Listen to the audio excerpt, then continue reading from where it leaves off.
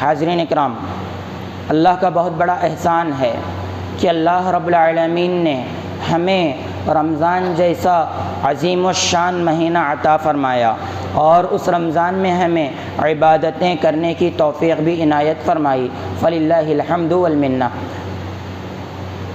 آج 29واں روزہ ہے، مغرب ہوگی تو اللہ رب العالمین فیصلہ کرے گا کہ کل یہاں عید ہوگی یا اتوار کے دن یہاں عید ہوگی، تو لہٰذا اسی کی مناسبت سے عید کی تیاری یا عید کے مسائل آپ کے سامنے آج کی جمعہ میں پیش کروں گا۔ سب سے پہلا سوال ہے کہ رمضان کا مہینہ، ہم رمضان کا مہینہ کیسے مکمل کریں؟ رمضان کا اینڈ کیا ہے؟ تو اس کا جواب یہ ہے کہ اگر 29 روزے مکمل ہوں تو ہم چاند دیکھیں گے، چاند دکھ جائے گا تو رمضان کا مہینہ مکمل ہو جائے گا اور شوال کا مہینہ شروع ہوگا، اور شوال کی پہلی تاریخ کو روزہ رکھیں، شوال کی پہلی تاریخ کو عید کریں گے۔ اگر چاند نہ دکھنے کی صورت میں کیا کریں گے؟ کسی وجہ سے اگر چاند نہیں دکھا، ایسی صورت میں ہم اس مہینے کو مکمل کریں گے 30 روزوں کے ذریعے، اس کے بعد عید کریں گے۔ دلیل کیا ہے؟ آئیے نبی اکرم صلی اللہ علیہ وسلم کا ذکر کرتے ہوئے عبداللہ ابن عمر رضی اللہ عنہ فرماتے ہیں کہ نبی اکرم صلی اللہ علیہ وسلم نے ارشاد فرمایا، لا تصوموا حتى تروا الهلال ولا تفطروا حتى تروه فإن غم عليكم فاقدروا عليه۔ تم چاند دیکھ کر کے روزے کی شروعات کرو اور چاند دیکھ کر کے ہی رمضان کا اختتام کرو۔ اگر تم پر بادل چھا جائیں، فَإِنْ غُمَّ، اگر تم پر بادل چھا جائیں تو حساب لگا کر کے ایک حساب سے تم اس مہینے کے 30 دن مکمل کرو۔ تو پتہ کیا چلا اس حدیث سے؟ 29ویں تاریخ کو چاند دیکھیں گے، چاند دکھ جائے اس کے بعد عید کریں گے، اگر چاند نہ دکھے تو ہم وہ روزے مکمل کریں گے 30 دن۔ یہ صحیح بخاری کتاب الصوم حدیث نمبر 1906 میں فرمایا گیا ہے۔ اچھا، چاند دیکھنے کی کیا تو دعا ہے کیا؟ جواب ہاں، چاند دیکھنے کی دعا نبی اکرم صلی اللہ علیہ وسلم نے سکھلائی ہے۔ طلحہ بن عبید اللہ رضی اللہ عنہ سے مروی ہے، جب بھی نبی اکرم صلی اللہ علیہ وسلم چاند دیکھتے، نیا چاند، تو یہ دعا پڑھتے، اللہم اہلہ علینا بالیمن والایمان والسلامۃ والاسلام ربی وربک اللہ۔ صحیح ترمذی سلسلۃ الصحیحہ میں امام البانی رحمہ اللہ نے اس کو ذکر کیا ہے، حدیث نمبر ہے 1816 کہ دعا کا ترجمہ یہ ہے کہ اے اللہ ہم پر اس چاند کو امن اور ایمان کے ساتھ طلوع فرما، اے اللہ ہم پر اس چاند کو سلامتی اور اسلام کے ساتھ طلوع فرما، اے اللہ اے چاند گواہ رکھ تیرا رب میرا رب اللہ ہے، ربی و ربک اللہ، میرا رب اور تیرا رب اے چاند اللہ رب العالمین ہے۔ تو اس دعا کا اہتمام کرنا چاہیے۔ لیکن بعض دوسری دعائیں ہیں ضعیف سند سے ہیں، لیکن یہ دعا باقاعدہ صحیح سند سے ثابت ہے۔ حاضرین اکرام، اچھا چاند دیکھ لیے، چاند دیکھنے کے بعد سب سے پہلا کام کیا کریں گے؟ چاند دیکھنے کے بعد سب سے پہلا کام ہم صدقۃ الفطر ادا کریں گے۔ صدقۃ الفطر یعنی ایک قسم کا صدقہ ہوتا ہے۔ اچھا، یہ صدقۃ الفطر ادا کرنا کیا فرض ہے؟ کیا واجب ہے؟ کیا لازمی ہے؟ جواب ہاں، ہر ایک پر یہ صدقۃ الفطر ادا کرنا واجب ہے۔ دلیل کیا ہے؟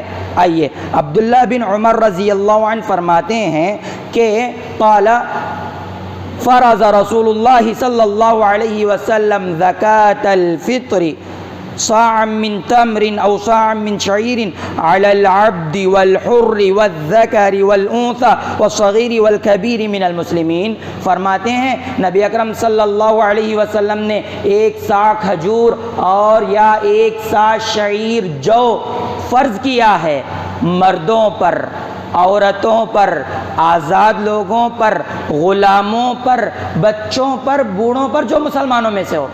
تو ہر مسلمان پر یہ فرض ہے کہ یہ ادا کریں۔ اچھا، پھر سوال پیدا ہوتا ہے، زکوٰۃ صدقۃ الفطر تو ہم ادا کریں گے، لیکن صدقۃ الفطر کب نکالیں گے؟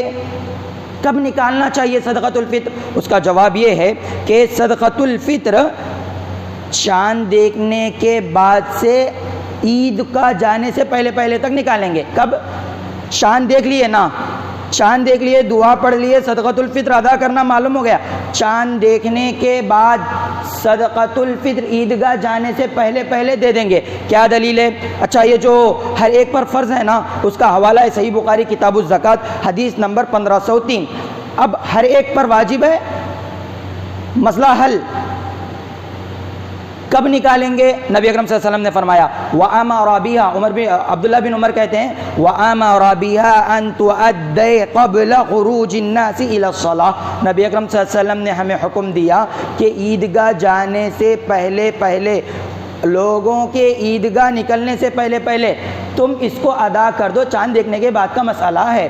تو اس چیز کو صحیح بخاری کتاب الزکوٰۃ حدیث نمبر 1503 میں پیش کیا گیا ہے۔ اچھا، صدقۃ الفطر کتنا نکالنا ہے؟ صدقۃ الفطر کتنا نکالنا ہے اور صدقۃ الفطر میں ہم کیا نکالیں؟ اس کا جواب یہ ہے، نبی اکرم صلی ابو سعید خدری رضی اللہ عنہ فرماتے ہیں کننا نخرج زکاۃ الفطر صاع من طعام، ہم نبی اکرم صلی اللہ علیہ وسلم کے زمانے میں خوراک ایک صاع نکالتے تھے، خوراک نکالتے تھے، کھانے کی چیز نکالتے تھے، اناج نکالتے تھے، ایک صاع نکالتے تھے۔ او صاع من شعیر، یعنی ایک صاع کھجور نکالتے تھے۔ او صاع من تمر، یعنی ایک صاع شعیر جو اور کھجور نکالتے تھے۔ او صاع من اقط، اور ایک صاع پنیر نکالتے تھے۔ او صاع من زبیب، یا ایک صاع کھجور نکالتے تھے۔ صحیح بخاری کتاب الزکوٰۃ حدیث نمبر 1506۔ حاضرین اکرام، ادھر ایک ڈاؤٹ آتا ہے، صاع یہ نبی اکرم صلی اللہ علیہ وسلم کے دور میں تھا، آج کے دور میں صاع تو نہیں ہے، مد بھی نہیں ہے، اب ایسی صورت میں کیا کریں گے؟ تو باقاعدہ کبار علماء کی میٹنگ بیٹھ کر کے اس دور کے صاع سے اس دور کے وزن کو تولا گیا تو وہ 2.5 کلو سے 3 کلو کے درمیان رہتا، تو بات پیش کر دی گئی یا 2.5 کلو دو یا 3 کلو دو، 2.5 دو یا 3 دو۔ بہرحال صدقۃ الفطر نکالنا واجب ہے۔ اور کیا کیا نکالیں گے؟ جو چیز ہم استعمال کر رہے ہیں، جیسا کہ نبی اکرم صلی اللہ علیہ وسلم نے کہا ہے صاع من شعیر صاع من تمر، جیسے صحابی بتلا رہے ہیں، ایک صاع کھجور، ایک صاع پنیر، ایک صاع کشمش۔ کتنا ایک آدمی کے لیے کتنا ہے؟ ایک ہی صاع ہے۔ گھر میں 4 لوگ ہیں، 4 لوگوں کی جانب سے 4 صاع ہوں گے، سمجھ رہے ہیں نا؟ ایک آدمی کا 1.5 کلو، چاہے بچہ ہو، بوڑھا ہو، اچھا ہو، جوان ہو، بیمار ہو، کوئی بھی ہو، نکالیں گے۔ اچھا، اب سوال آتا ہے، ایک بات پیش کر دیتا ہوں، باقاعدہ علماء کی کبار علماء کی میٹنگ بیٹھ کر کے مد تیار کیا گیا ہے۔ مد 4 مدوں کا ایک صاع ہوتا ہے، اور نبی اکرم صلی اللہ علیہ وسلم نے دعا کی ہے کہ اللہ ہمارے مد میں برکت عطا فرما، ہمارے صاع میں برکت عطا فرما، لہٰذا تیار کیا گیا۔ یہ تیار کرنے کے بعد آج کل بہت اسے عام کیا جا رہا ہے۔ حاضرین اکرام، اس کو باقاعدہ 4 مد سے تولا بھی گیا ہے۔ پرسوں ہی ایک ویڈیو دیکھا، کرنول کا میں، حافظ ابراہیم صاحب حفظہ اللہ، انہوں نے باقاعدہ اس کا وزن بھی کیا، تو سبحان اللہ 2.5 کلو سے 3 کلو کے درمیان میں ہی وزن ہو رہا ہے۔ جو تیار کیا گیا نا، وہ بتلانا یہ چاہ رہے تھے کہ جو تیار کیا گیا احادیث کی روشنی میں، علماء کی نگرانی میں مد تیار کیا گیا ہے، لہٰذا آپ تلاش کر کے اس کو حاصل کر سکتے ہیں۔ تو کہنے کا مطلب یہ ہے کہ اناج تو دینا ہے، آج کل پیسے کی ضرورت ہے، کیا ہم پیسے دیں گے؟ کیونکہ اگر غیروں میں اختلاف ہوتا بات الگ تھی، اس مسئلے میں خود علماء اہل حدیث کے درمیان اختلاف ہے۔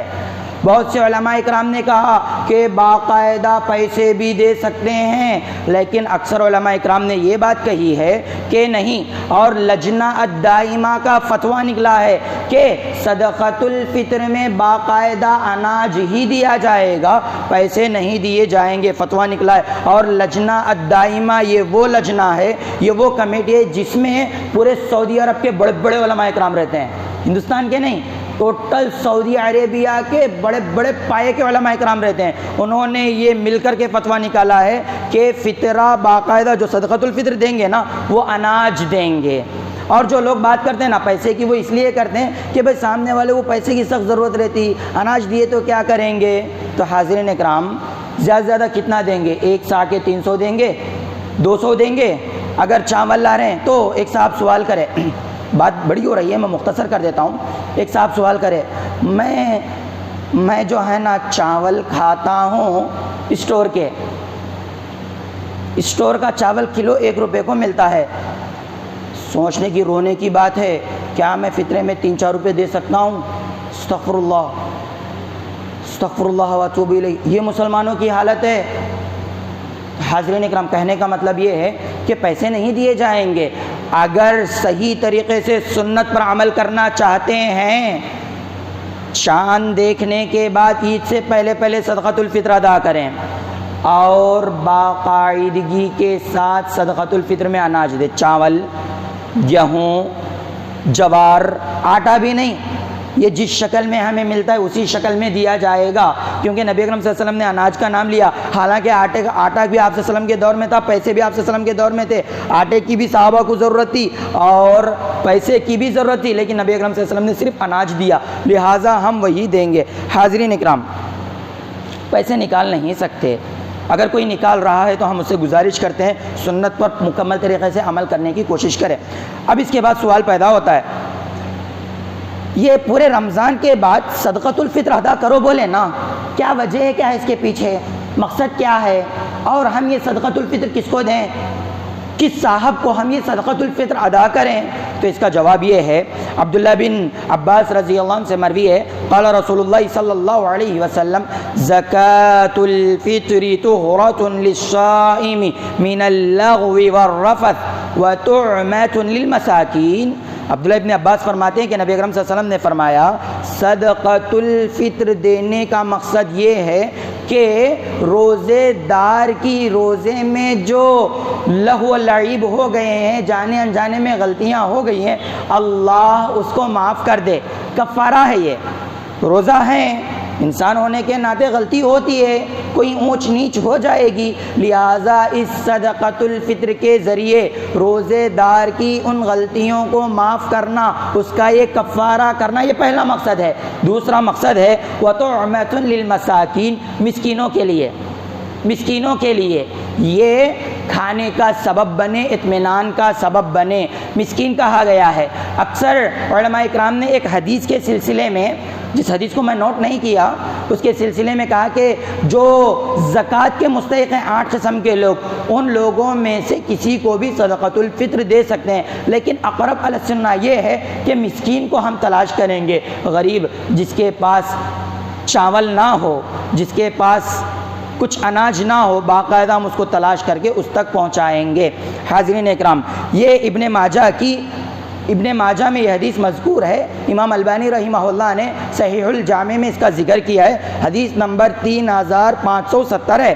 اچھا، صدقۃ الفطر ادا کر دیے، الحمدللہ، اکثر لوگوں کا دیکھا گیا 2 دن 3 دن پہلے ادا کر رہے ہیں۔ عبداللہ بن عمر رضی اللہ عنہ کا عمل ہے، صحیح بخاری میں یہ ہے، لیکن اس کی عادت بنا لینا یہ خلاف ہے۔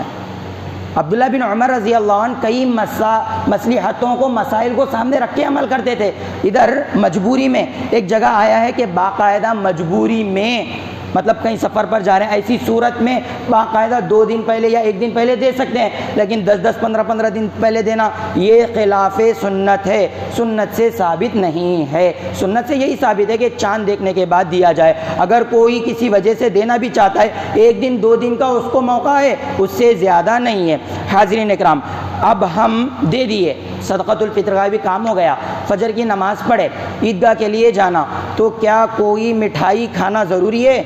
کھائیں گے کیا؟ تو جواب ہاں، نبی اکرم صلی اللہ علیہ وسلم کی سنت تھی کہ عیدگاہ جاتے وقت عید الفطر میں، رمضان کے بعد جو عید آتی نا، اس عید الفطر میں عیدگاہ جانے سے پہلے باقاعدہ کھجور کھایا کرتے تھے۔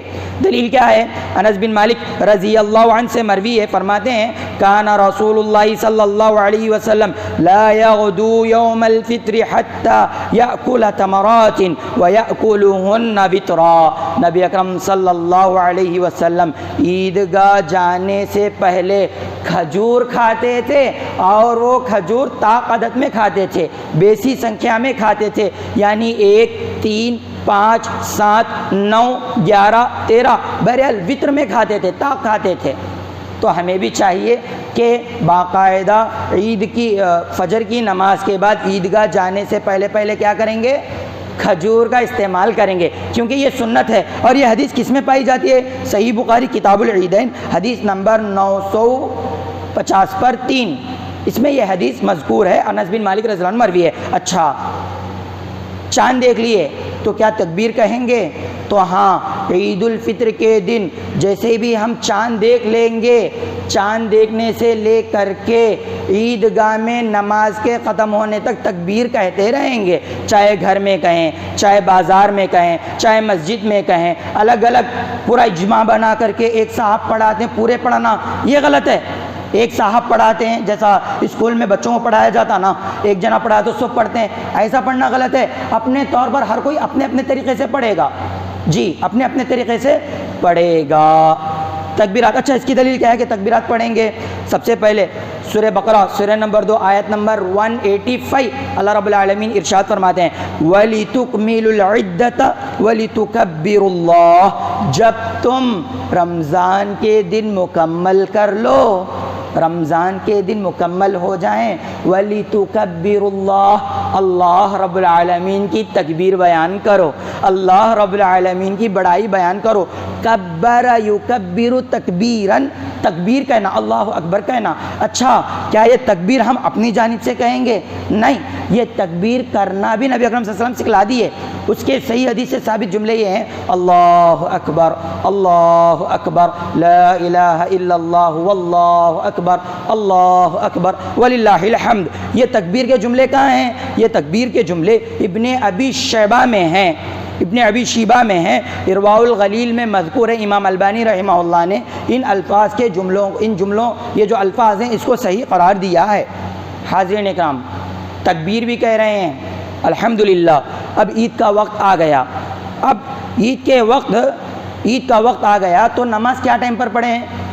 بعض لوگ 11 بجے پڑھ رہے ہیں، بعض لوگ 12 بجے پڑھ رہے ہیں، کیونکہ باقاعدہ عید کا وقت متعین یہ کیا گیا ہے کہ جیسے ہی سورج طلوع ہوگا، جسے اشراق کہا جاتا ہے، سن رائزز، جیسے ہی اشراق ہوگا، سورج طلوع ہوگا، تب سے لے کر کے سورج کے درمیان میں آنے تک 11-12 بجے تک ٹائم رہتا ہے۔ ٹائم ہے اس کا، انکار نہیں ہے، یہ ٹائم ہے، لیکن افضل کیا ہے؟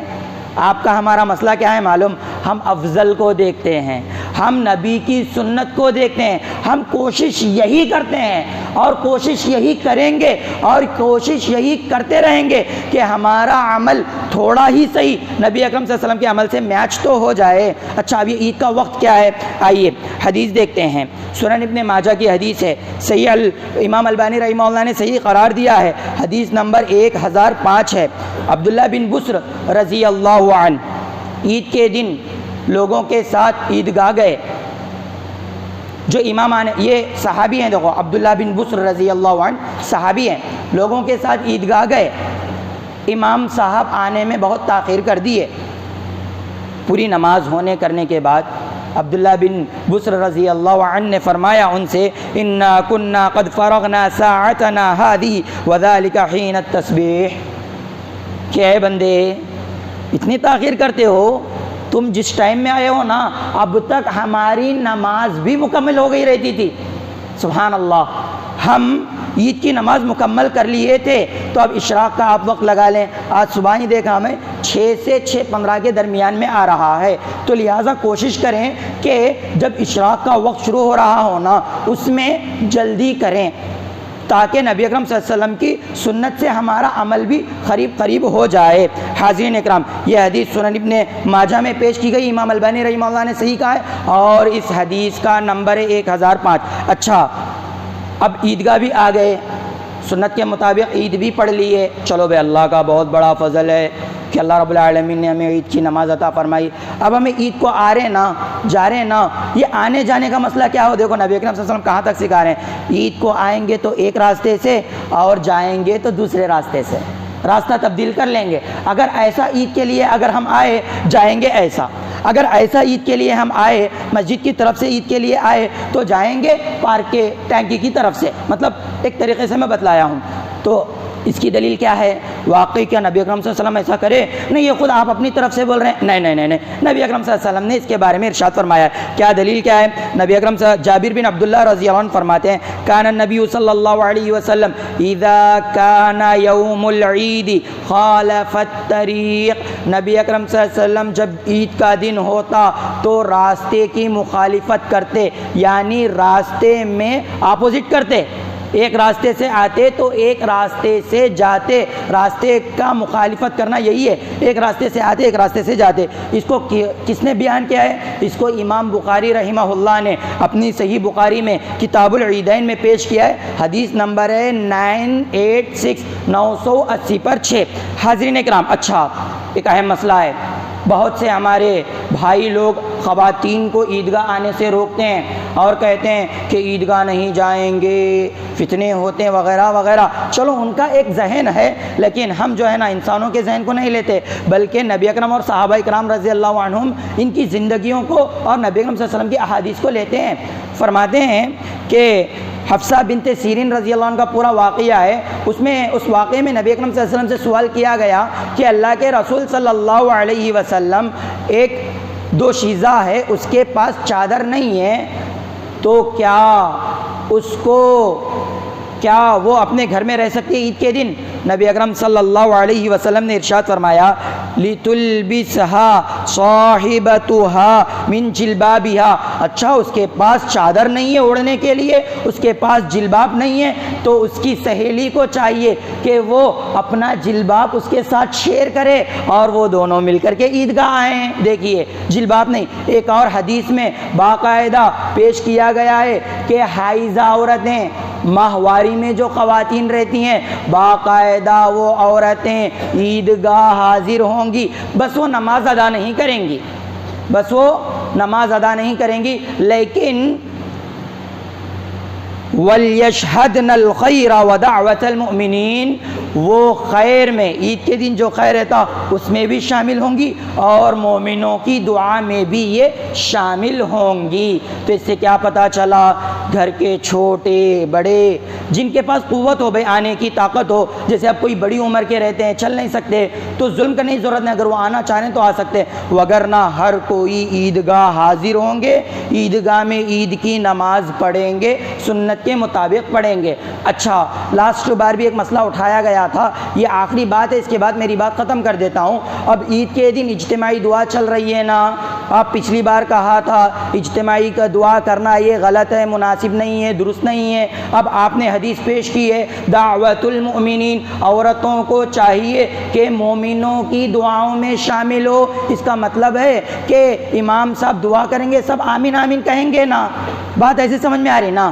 لیکن نہیں، مومنوں کی دعا میں شامل ہو، اس کا ایک مطلب یہ ہے کہ مومن اپنی دعا کرتے ہیں، تم اپنی دعا کرو، کیونکہ نماز سے روکا گیا نا، مومنوں کے ساتھ نماز میں شامل ہو یہ نہیں کہا گیا، بلکہ کہا گیا مومنوں کی دعا میں شامل ہو جاؤ، یعنی مومن اپنی دعا کریں گے، ہم اپنی دعا کریں گے۔ اب بعض لوگ کہتے ہیں اچھا یہ معنی آپ کیسا نکالے؟ تو اس کے اوپر سوالات میں رکھ دیتا ہوں، آپ غور کریں۔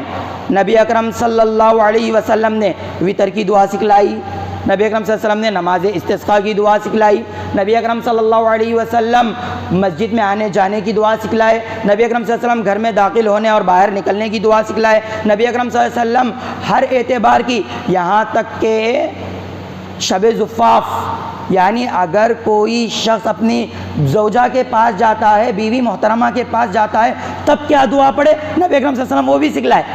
سبحان اللہ۔ تو تو اب سوال یہ ہے، دعوت المؤمنین میں نبی اکرم صلی اللہ علیہ وسلم نے کون کون سی دعائیں کی؟ صحابہ اکرام ہر چیز پیش کی ہیں، یہ بات ہمارا ایمان ہے، صحابہ اکرام نے کوئی بات نہیں چھپائی، الحمدللہ۔ اب اگر کوئی کہے نہیں نبی اکرم صلی اللہ علیہ وسلم کرائے، تو ہمارا سوال یہ ہے کون کون سی دعائیں کرائے؟ ربنا آتنا فی الدنیا حسنۃ، یہ دعا کرائے تو اچھا، یہ دعا کس حدیث میں پیش ہے کہ نبی اکرم صلی اللہ علیہ وسلم عید کے دن باقاعدہ اپنی دعاؤں میں یہ دعا کرائے؟ کیونکہ کہیں بھی ایسا نہیں ملتا، بس یہ جملہ ملتا ہے مومنوں کی دعا میں شامل ہو جاؤ، یہ نہیں ملتا کہ یہ دعا کرو۔ اگر ایسا ہوتا نماز کا پورا طریقہ بتلایا گیا، صلو کما رأیتمونی اصلی، صحابہ اکرام ویسے ہی ڈٹ بتلا دیے، عثمان رضی اللہ عنہ نے وضو کا پورا طریقہ بتلا دیا، تو نبی اکرم صلی اللہ علیہ وسلم کے پورے دعا کا طریقہ بھی بتایا جاتا۔ اگر آپ صلی اللہ علیہ وسلم اجتماعی دعا کیے ہوتے تو اس سے پتہ چلتا ہے کسی حدیث میں بھی نبی اکرم صلی اللہ علیہ وسلم نے ایسی دعائیں یہ دعائیں کی ہیں نہیں بتلائے ہیں، لہٰذا یہ مناسب نہیں ہے۔ اب پھر سوال آتا اتنے سال سے کر لیتے آ رہے تھے تو بھائی اچھا ہے، سوال انکار نہیں ہے، ہاں کر لیتے آ رہے تھے، چلو کسی مصلحت کے تحت کر لیتے آ رہے تھے، کیونکہ شروع میں شرک بدعات عروج پر تھا، اب اہل حدیثوں میں کم ہوا اور بہت سی چیزوں کو نکالتے جا رہے ہیں۔ شروع میں کر لیتے آئے تو کیا ضروری ہے ہر ہمیشہ کریں؟ نہیں نا، جب ہمیں ایک صحیح چیز مل جائے اس کو چھوڑنا ہی ہے نا، چھوڑنا ہی ہے نا۔ یہ جو بھی میں نے وَلْيَشْهَدْنَ الْخَيْرَ وَدَعْوَةَ الْمُؤْمِنِينَ ہے، یہ صحیح بخاری میں باقاعدہ پیش کیا گیا ہے، کتاب العیدین میں حدیث نمبر 980 ہے۔ بس ہمیں اس کے تعلق سے سوچنا سمجھنا چاہیے، اور جو چیزیں ہمیں حدیث کے ذریعے بتلا دی جائے، آیت کے ذریعے بتلا دی جائے، صحابہ اکرام کی زندگی کے ذریعے اگر ہمارے سامنے آ جائے تو ہم حتی المقدور یہ کوشش کریں کہ اس پر عمل کریں۔ حاضرین اکرام، یہ تمام مسائل تھے اور بہت سے مسائل ہیں، وقت گوارا نہیں کرتا، تو لہٰذا آج کے اس خطبے میں ہم نے یہ جانا کہ وما آتاکم الرسول فخذوہ وما نہاکم عنہ فانتہوا، نبی اکرم صلی اللہ علیہ وسلم جو دے دیں اس کو ہم لے لیں، اور نبی اکرم صلی اللہ علیہ وسلم جس سے روکیں اس سے رک جائیں۔ صدقۃ الفطر کے مسئلے میں یاد رکھیں، بعض لوگ چندہ لینے آتے ہیں، گھر گھر آ کر کے کہتے ہیں بھئی صدقۃ الفطر کے پیسے دے دو، ایسے کیسے ہو سکتا ہے؟ نبی اکرم صلی اللہ علیہ وسلم مسکین کے کھانے کے تیاری کے تعلق سے کہہ رہے ہیں، اور مسکین کے کھانے کا تعلق عید سے تعلق رکھتا ہے، جی عید سے تعلق رکھتا ہے، ہمیشہ کے کھانے کی بات نہیں ہے۔ اگر کسی کو اپنے مسکین غریب بھائیوں کی اتنی فکر ہے، الگ سے اس کا انتظام کریں، کٹ کے طور پر الگ سے دیں، صدقۃ الفطر کو کیوں ملاتے ہیں؟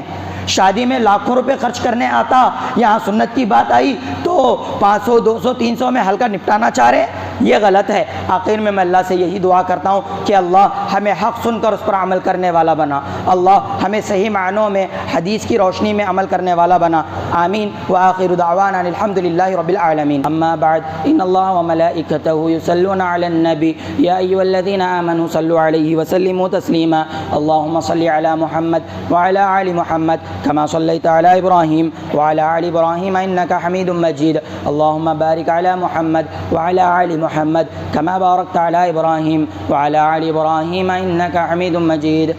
معزز مکرم حاضرین اکرام، نوجوانان اسلام، بزرگان اسلام، میری پردہ نشین ماؤں اور بہنوں، اللہ رب العالمین نے ہماری زندگی میں ایک مہینہ عطا کیا جسے رمضان کہا جاتا ہے، اس مہینے میں خاص عبادت ہمیں عطا کی جسے روزہ کہا جاتا ہے۔ اس روزے کا مقصد اللہ رب العالمین نے فرمایا یا ایھا الذین آمنوا کتب علیکم الصیام کما کتب علی الذین من قبلکم لعلکم تتقون، اے ایمان والوں تم پر روزے کو فرض کیا گیا، تم سے پہلے والوں پر بھی ایسے ہی روزے کو فرض کیا گیا، وجہ کیا؟ لعلکم تتقون، تاکہ تم تقوی والے بن جاؤ، اللہ سے ڈرنے والے بن جاؤ، اللہ کا خوف، اللہ کی خشیت دل میں پیدا کرنے والے بن جاؤ۔ آج یہ آخری جمعہ ہے، روزے بھی رکھے ہیں، تراویح بھی پڑھے ہیں، میں سوال کرنا چاہتا ہوں کتنے لوگ ہیں جو اذان سے پہلے مسجد میں حاضر ہوئے جمعہ کے دن؟ ہونا کیا چاہیے تھا؟ ہونا کیا چاہیے تھا کہ ہم جمعہ سے پہلے آتے اور ہماری عادت بن جاتی۔ اگر کسی مجبوری میں تاخیر ہوئی ہے بات الگ ہے، اگر جان بوجھ کر کے وقت کو ہم برباد کر رہے ہیں تو کیا واقعی ہمارے دل میں تقویٰ آیا؟ نبی اکرم صلی اللہ علیہ وسلم ہمیشہ نصیحت کیا کرتے تھے، اتقوا اللہ حیثما کنتم، تم اللہ رب العالمین سے ڈرو جہاں کہیں بھی رہو، رمضان کے مہینے میں ہو یا رمضان کے بعد کسی اور مہینے میں ہو، جنوری کے مہینے میں ہو یا اگست کے کسی اور مہینے میں ہو، کسی اور مہینے میں کیوں نہ ہو، اللہ رب العالمین سے ڈرو۔ کیا واقعی اس رمضان سے ہمارے دلوں میں تقویٰ آیا؟ ہم اپنا فیصلہ خود کریں، ہم اپنے بارے میں خود دیکھیں کہ ہم نے روزے بھی رکھے لیکن ہمارا دل اللہ سے ڈرنے والا نہیں ہے، ہم تراویح بھی ادا کیے، ہمارے دل میں اللہ کا خوف نہیں ہے، تو بتلاؤ کہ ہمارے ان عبادتوں کا فائدہ ہوا؟ محنت کر کے اس محنت کو ضائع نہیں کرنا چاہیے۔ لہٰذا آپ سے میں یہی گزارش کرتا ہوں کہ رمضانی نہیں، ربانی اور رحمانی بنیں، اس اللہ والے بنیں، یہ مہینوں والے نہ بنیں۔ رمضان تو صرف ایک آفر ہے، ایک تربیت کا مہینہ ہے کہ بھوکے رہ کر کے یا پیٹ بھر کر کے اللہ کی عبادت کرو۔ دوپہر میں بھوکے رہ کر کے عبادت کرتے ہیں، رات میں پیٹ بھر کر کے ہم عبادت کرتے ہیں۔ ہر اعتبار سے رمضان یہ تربیت دیتا ہے، اس تربیت کو ہم آخری سانس تک یاد رکھنا چاہیے۔ تو اللہ سے یہی دعا ہے کہ اللہ ہمیں تقوی والا بنا، اللہ ہمیں تیرے احکام پر چلنے والا بنا، اللہ صحیح معنوں میں، سچے معنوں میں اسلام پر چلنے والا بنا، اللہ یہ غیروں کی تہذیب سے ہماری حفاظت فرما لے، اللہ ہمیں صحیح معنوں میں نبی اکرم صلی اللہ علیہ وسلم کے راستے پر چلنے والا بنا، اللہ جہنم کے عذابات سے بچا، قبر کے عذابات سے بچا، اللہ جنت الفردوس میں اعلیٰ مقام عطا فرما، آمین۔ اللہم انصر من نصر دین محمد واجعلنا منہم، آمین، واغذل من خذل دین محمد ولا تجعلنا منہم، آمین۔ عباد اللہ رحمنی ورحمکم اللہ، ان اللہ یأمر بالعدل والإحسان وإیتاء ذی القربى وینہی عن الفحشاء والمنکر والبغی یعظکم لعلکم تذکرون، اذکروا اللہ یذکرکم ولذکر اللہ تعالی عز وجل وأتم وأکبر، قم للصلاة۔